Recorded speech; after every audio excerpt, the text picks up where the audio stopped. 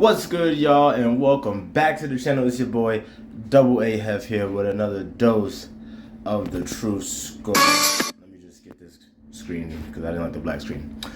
So, welcome back for another edition, fellas. Before I play this video, I want to go over a few things. And what I'm about to say is nothing new if you've been on this channel for quite some time. And I know I haven't been putting out as many videos as I once did, but the message remains the same, and I'm going to reiterate it now because it's still as important as it was when I was saying it last year, when I was saying it 2 years ago. Fellas,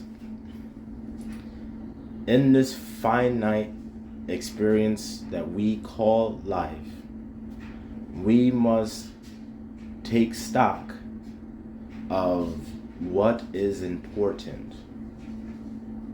It's very easy to get caught up in the superficial things that don't move the needle when it comes to your life, ultimately.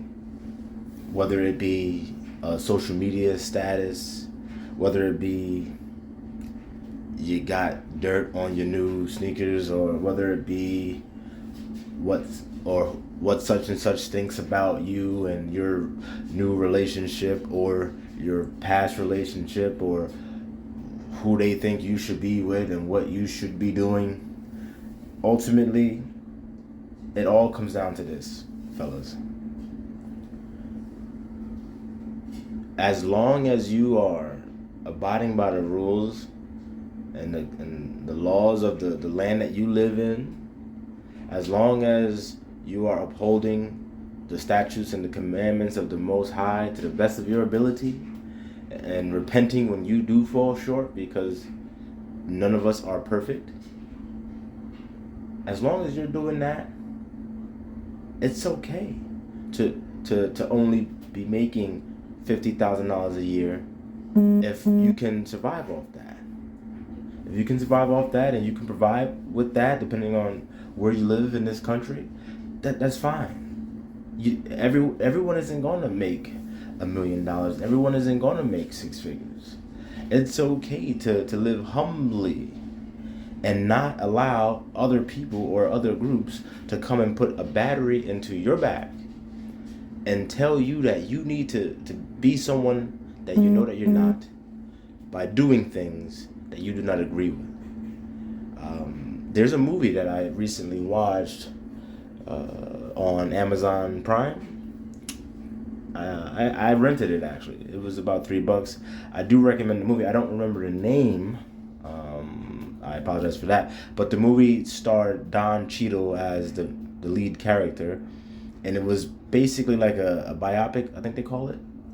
Like a movie about a real person whose name is P.D. Green, who was a DJ down in the Washington, D.C. area back in the 60s, 70s, I believe.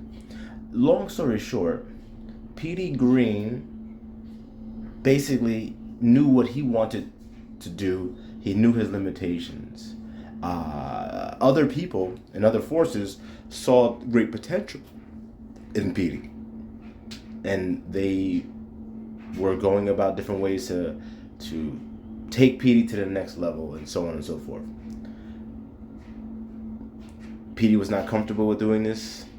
He was no longer being true to himself. So, without spoiling the movie for those who haven't seen it, I'll get back to my main point, which is sometimes, fellas, brothers, we do have more in us than we know. Sometimes it will take a third party to come and see all the potential that you truly have inside of you. And that's a beautiful thing, to be gifted in such a way. However, just because you have all the potential does not mean that you need to cash in on all of it. And I'm not saying settle for less. What I'm saying is, there's a line out there for everyone that when you cross it, you're no longer being true to yourself. Now, I'm not talking about the line of uncomfortability, which is everywhere for everyone. Whenever there's change, there's going to be a level of uncomfortability. The line that I'm talking about as it pertains to potential, again, hey, such and such is such a great orator. They're a great speaker. Oh my God, he runs this small church in Newark. But you got to hear him speak. Oh my God, he's so eloquent. He's so articulate, but yet he's so layman as well. You know, we got to get him in front of a larger audience. We got to get him to do this. We got to get him to be a politician. You know, for Newark. We got to get him to run for mayor. We got to get him to run for governor. And all you see how what I'm talking about. These outside forces, they see the greatness inside of you, and then they like to paint the narrative that you should follow. And when you allow that to happen, you're not going to be happy. You're not going to find happiness. You're only going to find destruction for the most part. So, after that long-winded intro, we're going to play this video, and I'm going to tie in the contents of this video to what I just said. Black women are availing ourselves to all of the options that our hard work and circumstances currently afford us. And that means that single motherhood by choice is going to be an option that more and more black women consider and even exercise. So anybody that's in their feelings about that can go ahead and start to process right now. Because black women that have the privilege to embark upon this expensive and oftentimes lengthy process will increasingly decide to forego marriages and partnerships that do not serve us and that are not in our best interests. Fellas, one of the things that she just said there, which sticks out, is marriages that do not serve us. Brothers, please never forget, the woman was put on earth to serve you. And I don't mean that in a megalomaniacal way where you need to turn off this video now and then start bossing around the woman or women in your life and all that stuff, subjugating them to harsh treatment. No, that's not what that is. All right? Stay with me here. Stay with me. They were put here to serve us, to be a helpmeet. Woman was created to be a helpmeet to man. So if a woman tells you, hey, this marriage doesn't serve me, or you don't serve me how I want you or need you or demand you to serve me, you know what, brothers, say, okay. Wish that woman well on her way and keep it moving as you were. Don't try to appease what that request, because that will only lead to your destruction / demise. You're not meant to be following after a woman. You're not meant to be following after a woman.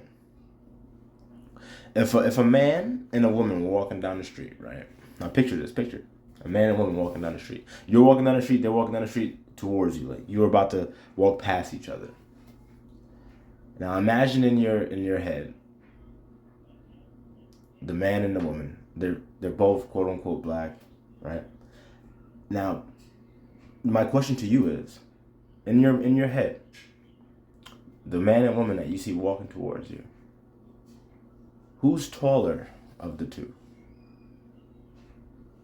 The next question is, who's walking more on the outside, closest to you, that you're going to pass more than likely? And the answer for 99.9% of you guys is going to be the same, which is the man. And there's a reason for that. Because they're supposed to follow us. These modern day liberal women, especially the quote unquote black ones, they are off their rocker. And it's okay, brothers. It is okay. We must understand it, accept it, and keep it moving. Don't go back and forth with them. Do not go back and forth with them. I repeat, don't go back and forth with them. They're so bold nowadays that they're making it easier for all of us when they say things like this woman has said, and that I see on other videos, whether it be on YouTube, Instagram, so on and so forth. And it's fine. It's fine. Just okay. Whoo, dodged the bullet there. She's crazy. All right. Let me get back to the video. Now that bypassing those insufficient relationships does not have to come at the expense of motherhood, well, frankly, it's a whole new world. A world in which black women are no longer subject to the desperation of being chose. Because now... You see that, brothers? She put being chose in parentheses. I mean, in quotes. And that is because she understands, like I understand, and I hope most of you watching this video understand or will understand by this video's conclusion that this is yet another power play. It's a power play for super woke liberal black women to take more power from the quote-unquote black man, from you, from us, brothers. And that is because power, like energy, cannot be created or destroyed. It's just there.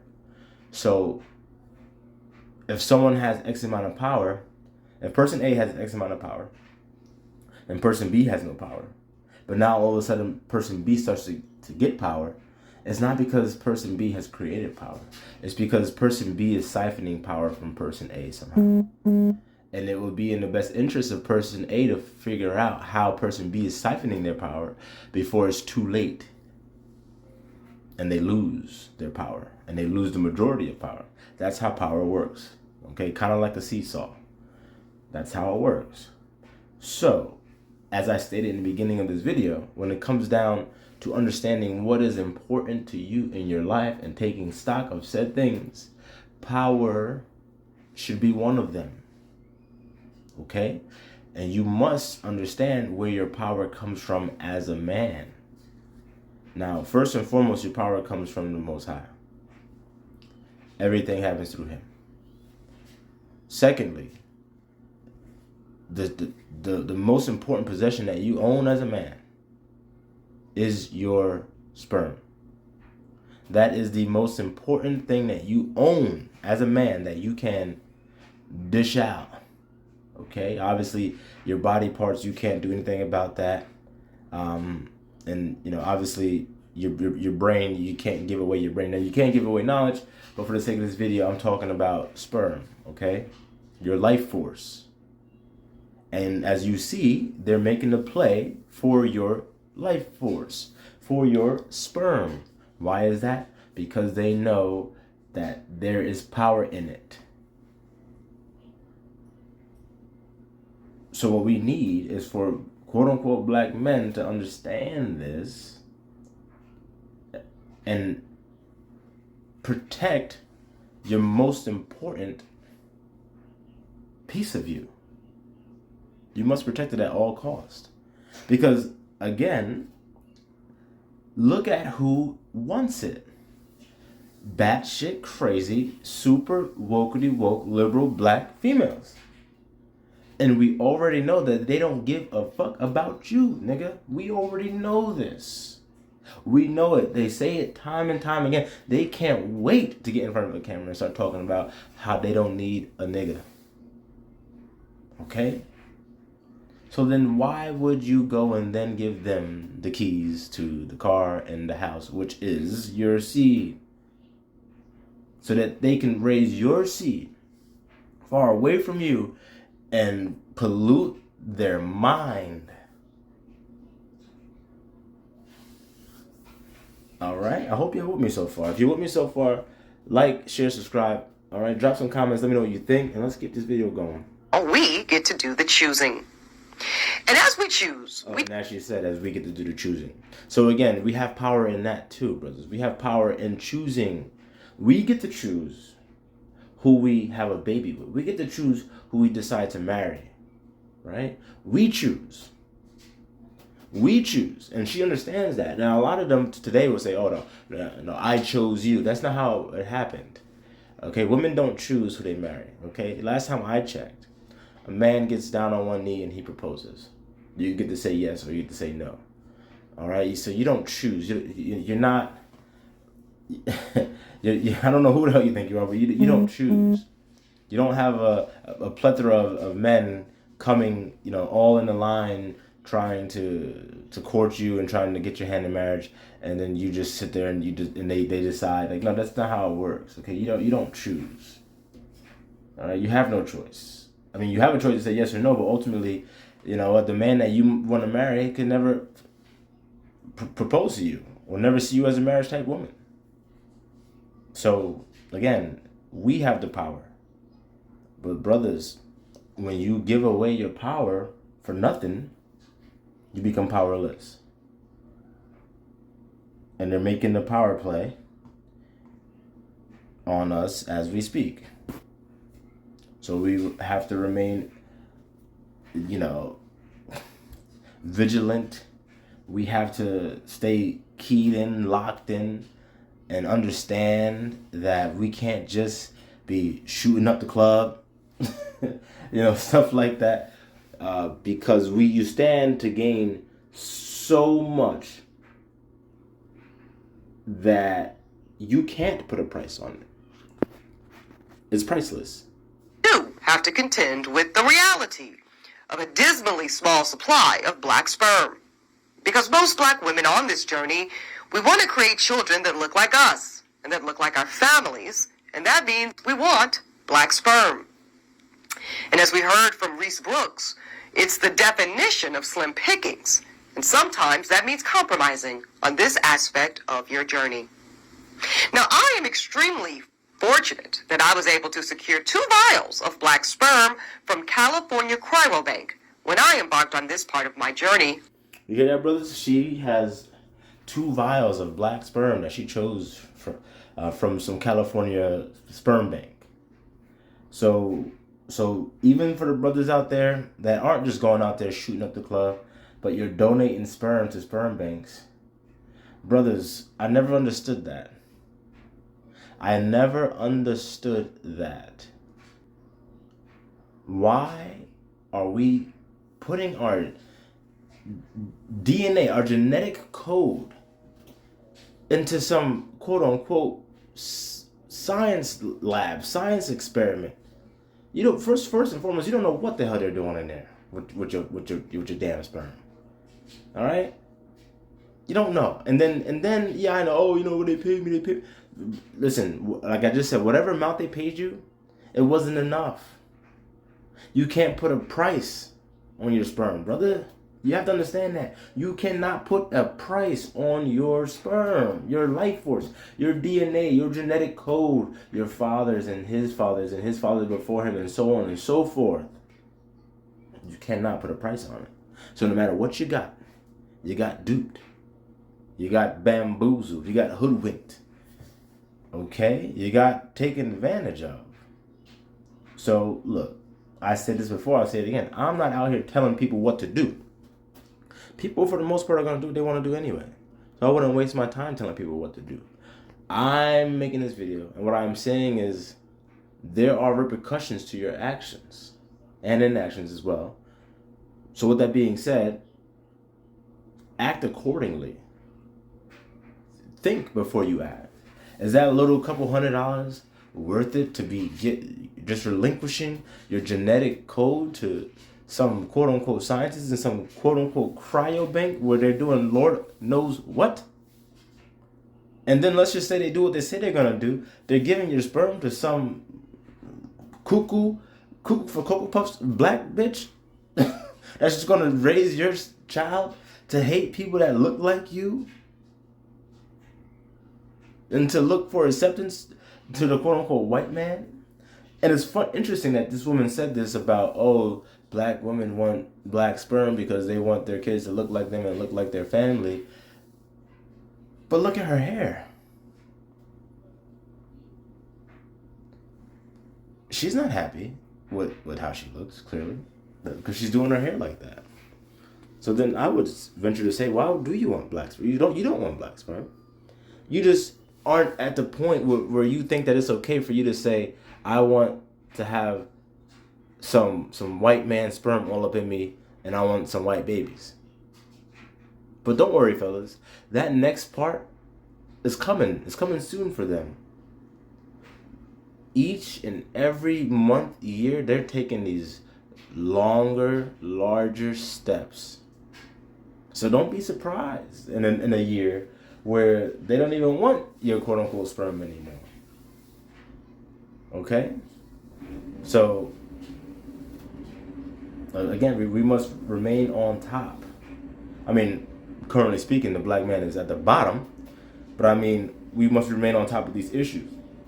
And I'm sure a lot of you brothers haven't even heard about this or seen this video. I quite frankly can't even remember how I came into contact with this video. It was in my stored videos that I wanted to make a video on, and I'm finally getting to it. But they're doing stuff like this. Last fall. But I do know that I am an outlier. So I've got 2 concrete tips for single black women who think this may be an option, either now or maybe later. Number 1, please check out Reproductive Village. It's a new black-owned cryobank, and it's designed to help with this shortage of black sperm. It's set to open its doors in D.C. later this year, and it will also have drop-off locations in Atlanta and Houston, Texas. So y'all in D.C., Atlanta, and Houston, don't be, hey, again, do what you want to do, but understand that when you get more and more of these quote-unquote liberal black women all up in your face talking a whole bunch of bullshit saying how you ain't shit and they don't need you, that you partook in your own demise. Okay? Understand that. And number 2, be proactive. I say go ahead and start looking right now for desirable black sperm. You register with all 4 of the big cryobanks, and this and desirable. What does she mean by that? What is the criteria for desirable? She didn't say go to the black-owned cryobank and get black sperm. She said sift through and take the desirable. So again, what is the criteria for desirable and undesirable? And how does that get formulated? includes California Cryobank, which I used, Seattle Sperm Bank, Fairfax Cryobank, and Zytex. Then you can scan the current options for black sperm. And if you see some sperm that you like, I suggest go ahead and buying at least 2 vials right now. Even if you do not intend to use them anytime soon, trust me, it's better to have them than to be without them when the time comes. And listen, if you never need them, for whatever reason, what a wonderful gift to give to a friend or a sorority sister in need. And also, most of those banks, they allow you to resell the sperm back to the bank itself. Do y'all hear this? Talking about your sperm hasn't even brought up the black man yet, said anything about the black, talking about your sperm. All it is it could be used as a gift. You know, you can hold on to it. You can sell it back. You can get your money back. You can get a refund. Get a refund. So, brothers, there's a business out here, clearly, where you're being cut out of it. You're being cut out of it. Because again, you can't put a price on your sperm, but you give your sperm to the bank, they give you a couple $100, and then they go out and charge these cuckoo for Cocoa Puffs bitches thousands of dollars for your sperm. And then they'll even do a refund on it. Fellas. Fellas. Life is stranger than fiction, is it not? But, you know, I wanna end this video because it's gone on quite longer than I wanted it to go. But I hope that I brought something important to you guys today, that you see the power play being made and understand the objectives that need to be accomplished in order to quell said power play. Hold on to your seed. Treat your seed like it is the most important thing that you have, because it is invaluable. All right, and that's just not, as you know, pertaining to sperm banks. It's not, you know, limited to, you know, shooting up the club. I mean, you know, well, don't be doing that, but you know what I mean. Ultimately, it's all gonna fall on you So I advise, treat it like it's the last meal on earth. Okay? Treasure it and, plant it. No, treat it like it's the last seed on earth. Like you are carrying the last apple seed to grow a big old apple tree that's going to produce apples, and then by doing so, it's going to, create more apple seeds that we can repopulate the earth with, right? Treat it like that. Don't just go around spraying up the club and then having 5-6 baby mamas, because again, that's not helping anything either. All right. But do me a favor, y'all. Like, share, subscribe, all that good stuff. Let me know what you think in the comments below. Let me know if you're one of the guys that have donated. Let me know what your thought process is, remains to be, whatever the case may be. Let me know. Let the brothers in the comments know. Let everybody know. Speak on it. Okay, we're not here to put you down, especially if you did so. If you did so before understanding the weight behind your actions, that happens. All right, so let me know, let us know, and we can have that conversation. But anyway, y'all, peace.